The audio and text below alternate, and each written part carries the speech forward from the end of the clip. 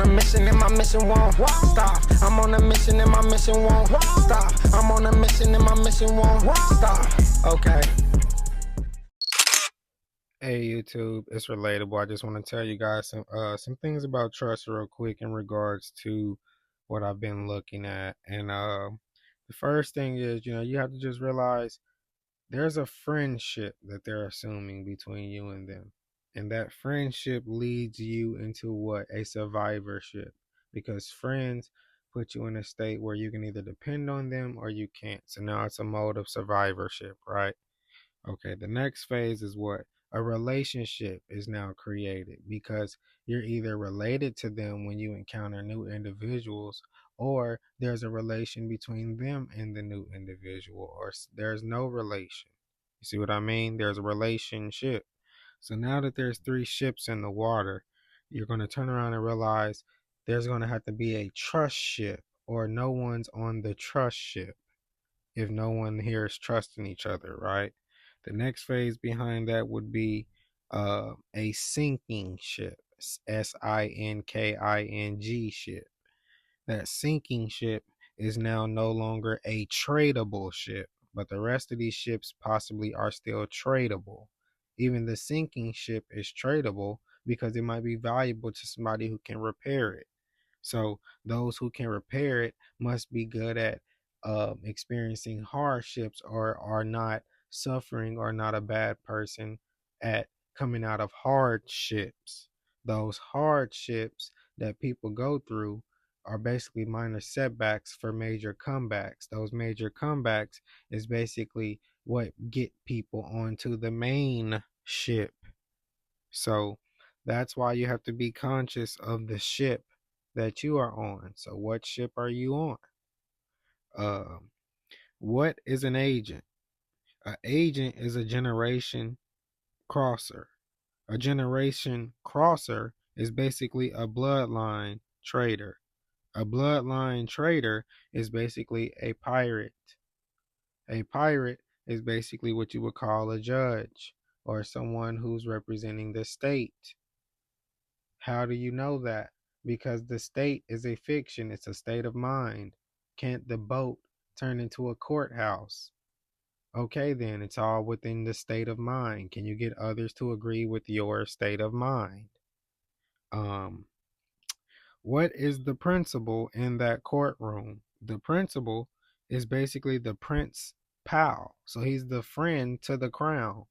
So that birth certificate, the principal, that social, that principal is what? Friends to the crown, in relations to the crown, in survivorship with the crown. It's under joint tenancy with the crown, under joint tenancy with the crown workers. If not, that's their job, is to create that. Your job is to prevent that if you're a true inhabitant to the land.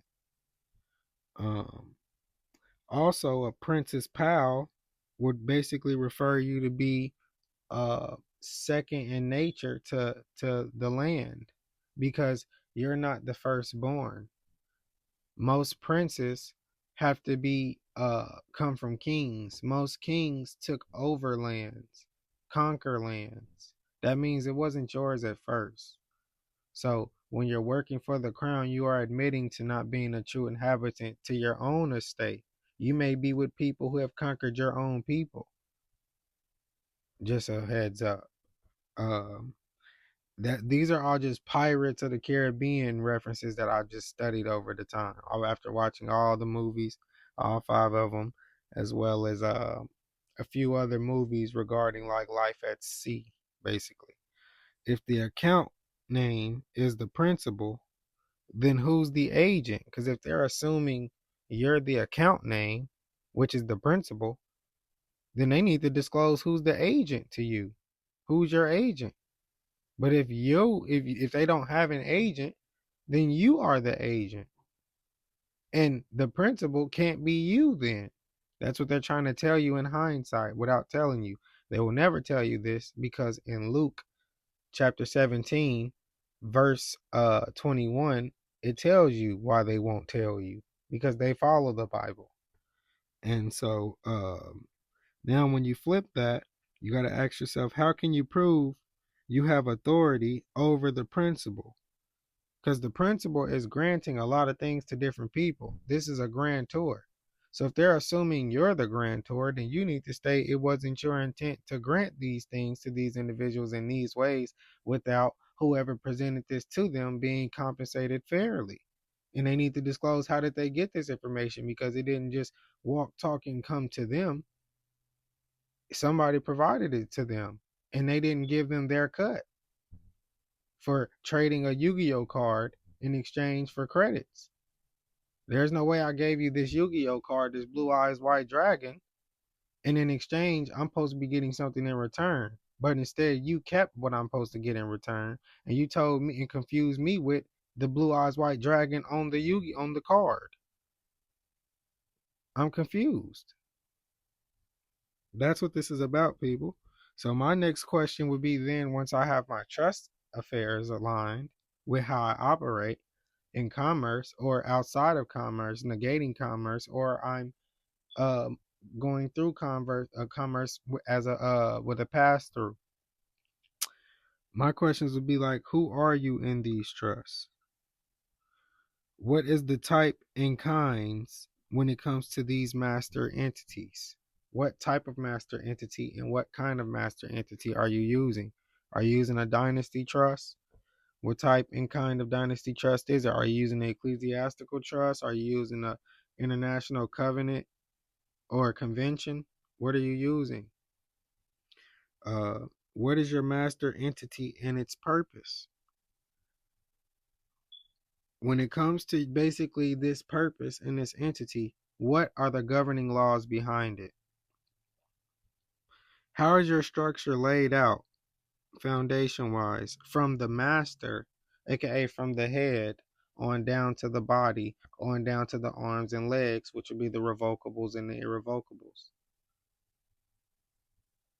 So now when you look at those things, you have to ask yourself, like, when I'm doing all of this all sounds good, but where am I located when it comes to these entities? Where is each entity located? Are they all in the same area, or are they spread it out? Because when I do business with this entity and it's located in this area and I'm doing this type of business, how is that supposed to be conducted?